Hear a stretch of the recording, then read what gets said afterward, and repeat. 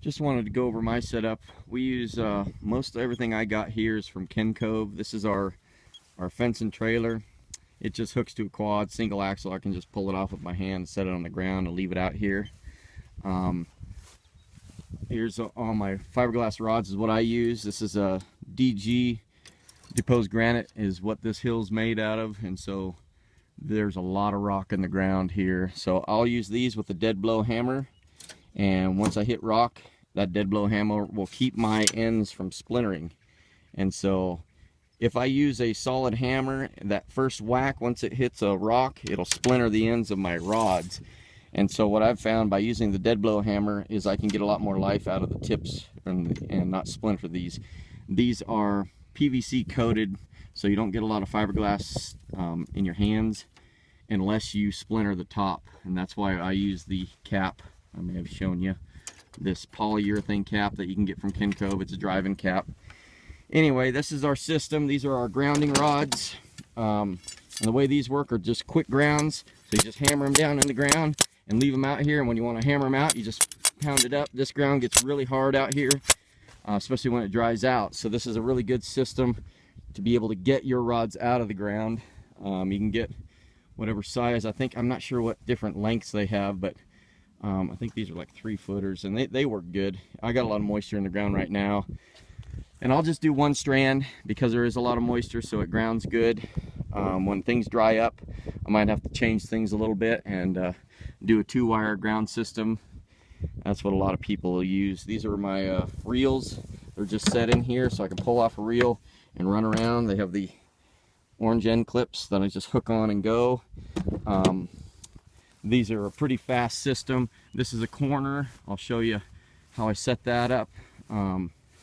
But pretty much these are just a geared roll, and so you can just hook on your corner, and then this has a gear here that flips up. Most of you probably been around that already. And then I just stick my finger against it and away we go. And then we'll just run out, and you'll see these clips here. They're just quick clips. And so all I do is spin my reel around, set it down, drop it on underneath the clip, and away we go. And so it's a real fast, efficient system. And these reels are the cat's meow. I think this is a O'Brien, or I can't remember now. But yeah, they're really slick. Chris Seltzer puts out a video about how to load the reels and stuff, and that'll save you a lot of grief because there's kind of a trick to it. But you can get that. I just take this out and turn it into a ramp. Here's my charger system, and this will handle quite a few head of cattle. And so anyway, it's a Stafix X6i. I had to put wood on this cart. This is a cart you can buy from Ken Cove. Everything will just plug in. You just bolt up to these racks and go. Controllers right here.